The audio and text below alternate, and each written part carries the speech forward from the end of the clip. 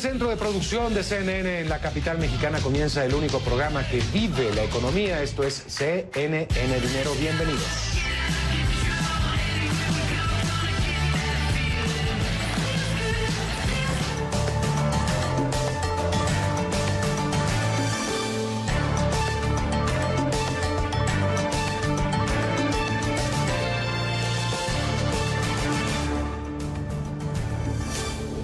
Hola, bienvenidos a CNN Dinero. Les saluda Mario González desde la Ciudad de México, hoy por Xavier Serviá. Comenzamos de inmediato. Continúa la crisis política y económica y social en Venezuela. Para muchos, la oportunidad de la oposición de organizar un levantamiento el mes pasado fue su mejor oportunidad. Para otros, la única solución es la diplomacia. ¿Podría lograr el manejo diplomático una transición de poder en Venezuela? Lo vamos a analizar.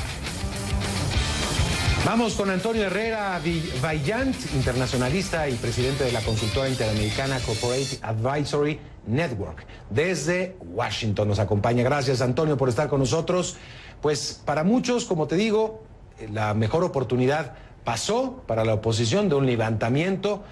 Para otros todavía está sobre la mesa pues una salida a la crisis negociada, diplomática. ¿Cómo se ven las cosas, Antonio? Buenas noches, Mario. Un gusto de estar contigo. Mira, mucha gente tiene una especie de caricatura sobre la diplomacia. La diplomacia no es más que un instrumento dentro de un repertorio de fuerzas y de actividades que se llevan a cabo en las relaciones internacionales. Es un medio de comunicación entre las partes que siempre es importante mantenerlo. Es decir, que la diplomacia no deja de funcionar en el medio de conflictos, de modo que no es procedente separar la diplomacia de otros instrumentos y opciones que se tienen cuando se está tratando con un adversario, no importa cuán detestable o cuán criminal puede llegar a ser. Aún tratando con el AMPA, es muy conocido el uso de dos manos, el policía bueno y el policía malo. La comunidad internacional, yo creo que mayoritariamente está clara en cuanto a la naturaleza del régimen criminal forajido que impera la gente que tiene el control físico sobre Venezuela, y además están clarísimos en el aspecto legal del presidente Guaidó. De modo que el movimiento democrático venezolano, porque a mí no me gusta jamás hablar de oposición, es el movimiento democrático venezolano, cuenta hoy con un grupo de diplomáticos muy sofisticados, jóvenes, que saben moverse en el campo internacional y que están todo el tiempo explorando las distintas opciones que pueden estar sobre la mesa, porque esto no es una salida fácil. Estas situaciones, uno no se toma un Alka-Seltzer y pasa el malestar. Esto requiere una cantidad de elementos que mejoren la correlación de las fuerzas a la hora de resolver el problema. De luego, la fuerza física, el gobierno es quien la domina, pero el movimiento democrático cuenta con muchísimos más recursos. Y sobre todo hay una cosa, que en todo este instrumental está muy bien puesto el tema de este programa, porque en Venezuela el oxígeno de la dictadura es el dinero. Entonces, esta es una dictadura que ha comprado. Acabamos de ver el escándalo en España del ex embajador que estaba comprado por el régimen venezolano desde hace años, y ese tipo de situación. Entonces, se le está, por un lado, apretando las tuercas a la dictadura, sobre todo cortándole el oxígeno en todos los modos posibles. Y en el campo internacional lo mismo. Hay países que por razones de conveniencia están para un lado, matizan sus posturas. Hay que tener en cuenta que los ciudadanos de otros países no se despiertan en la mañana pensando en Venezuela. Venezuela es una prioridad para nosotros los venezolanos, pero salvo para los del régimen de la dictadura, que ellos trabajan para otro país. Es decir, ellos son el caso como los Quisling en Noruega, es decir, son los traidores verdaderos a la patria, que en vez de anteponer los intereses de su país, trabajan en función de otro.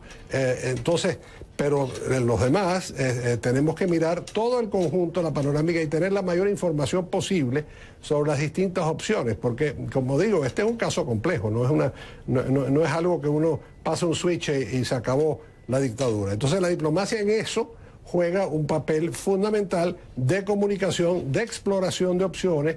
Decía el filósofo chino Sun Tzu que a tus amigos tienes que tenerlos cerca y a tus enemigos más cerca todavía. Entonces es muy importante tener un flujo de información aún con ese grupo delictivo que se ha posesionado de Venezuela. Muchos consideran que la diplomacia es un llamado, un exhorto a sentarse a tomar un café entre las partes. Hay diplomacia dura también y la vemos que está actuando, es decir, por medio de sanciones y por medio de amenazas en el entorno diplomático, en el marco de la diplomacia internacional, Antonio.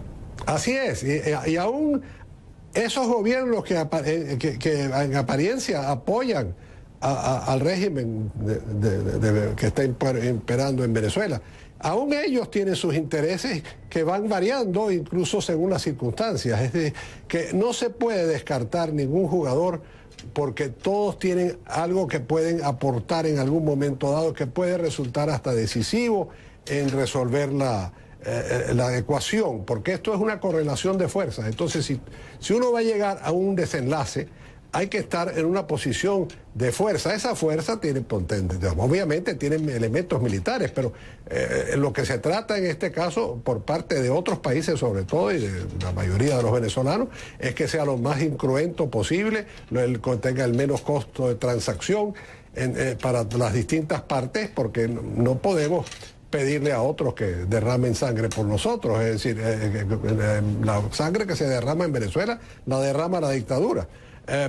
Pero realmente es un proceso que se está llevando a cabo de buscar todos los poquitos que hacen falta juntar para llegar a ese momento decisivo donde esas fuerzas que pueden imponerse, y me refiero sobre todo a las Fuerzas Armadas, que nadie debe considerarlas un elemento monolítico, son seres humanos de carne y hueso, diversos, que tienen distintas opiniones, y no hay que fijarse tanto en el general que comanda, porque generalmente cuando hay un cambio de esta naturaleza fuerte o drástica que se quiera llamar, el primero que sale volando es el ministro de Defensa, a menos que sea él el que haya dado el paso para el cambio. Sí. Cuando digo cambio no digo golpe, simplemente es decirle a la dictadura no te servimos más.